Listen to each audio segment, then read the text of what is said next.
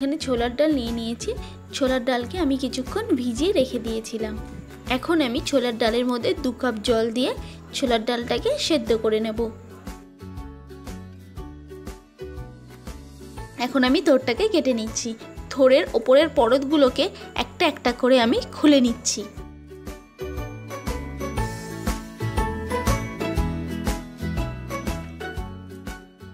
ওপরের পরতগুলো খোলা হয়ে গেছে, আর খোলার পরে দেখুন কি সুন্দর সলিড একটা থোড় বেরিয়ে এসেছে। থোড়ের ওপরের স্কিনটা একটি পিলারের সাহায্যে আমি স্কিনগুলোকে পরিষ্কার করে নিচ্ছি।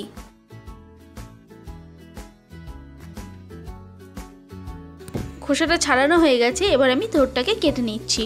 প্রথমে থোড়টাকে গোল গোল করে কেটে নিতে হবে। আঙ্গুল দিয়ে থোড়ের ভেতরের আঁশগুলোকে ভালোভাবে পরিষ্কার করে নিতে হবে।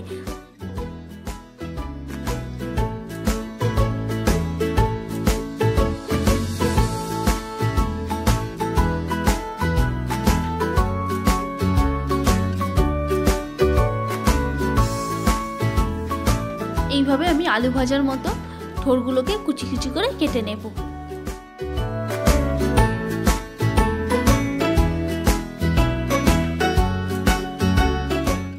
থোড়গুলো আমি সুন্দরভাবে কুচি কুচি করে কেটে নিয়েছি।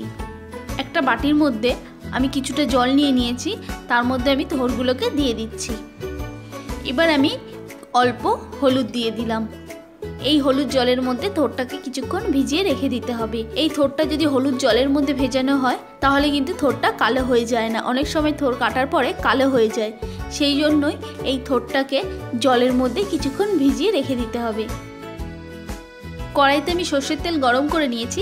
এখন আমি এর মধ্যে দিয়ে দিচ্ছি 1 চামচ 5 ফোড়ন, 2টো তেজপাতা আর একটা শুকনো লঙ্কা। এখন আমি এর মধ্যে দিয়ে দিচ্ছি কুচনো নারকেল। নারকেলটা যদি আপনাদের ভালো না লাগে আপনারা নাও ইউজ করতে পারেন। নারকেলটাকে আমি একটু লালচে করে ভেজে নেব। নারকেলটা ভাজা হয়ে গেছে, এখন আমি থোড়গুলোকে অ্যাড করছি।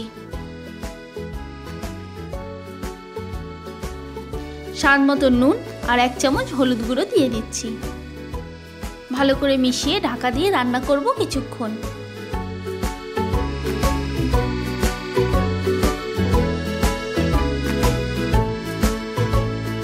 থোড়টা ভাজা হয়ে গেছে, এখন আমি এতে অ্যাড করছি 1 চামচ জিরে গুঁড়ো, 1 চামচ আদা বাটা আর 2টো চেরা কাঁচা লঙ্কা। আপনারা কাঁচা লঙ্কা বাটাও ইউজ করতে পারেন। এখন আমি এর মধ্যে অল্প জল দিয়ে ভালো করে কষিয়ে নেব।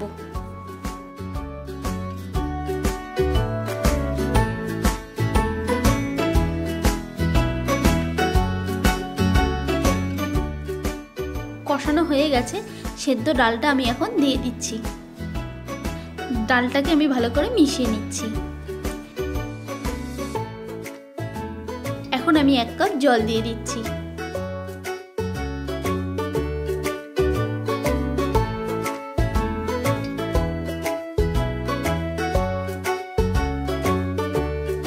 এবার আমি 1 টিস্পুন চিনি দিয়ে দিলাম।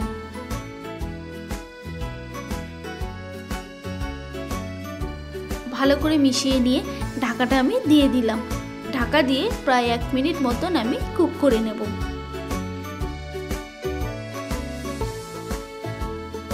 ঢাকাটা তুলে নিয়েছি। আমি এখন আরও 1 মিনিট ডালটাকে রান্না করে নেব।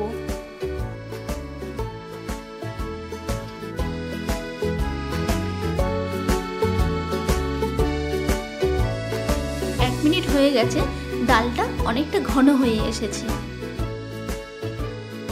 নামানোর আগে আপনারা চাইলে ঘিও অ্যাড করে দিতে পারেন। থোড় ডালটা কিন্তু আমার পুরো কমপ্লিট হয়ে গেছে। থোড় ডাল সার্ভ করবেন রুটি, পরোটা বা পুরির সঙ্গে।